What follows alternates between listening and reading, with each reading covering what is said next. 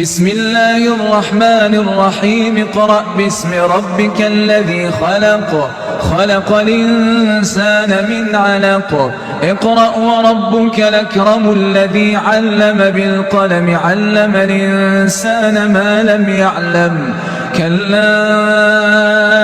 إن الإنسان ليطغى أن رآه استغنى إن إلى ربك الرجعى أرأيت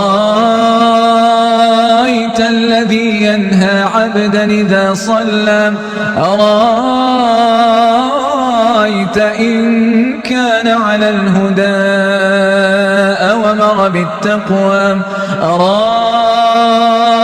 إن كذب وتولى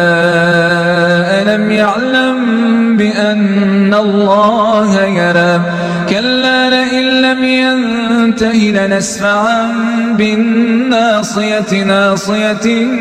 كاذبة خاطئة فليدع ناديه سندع الزبانية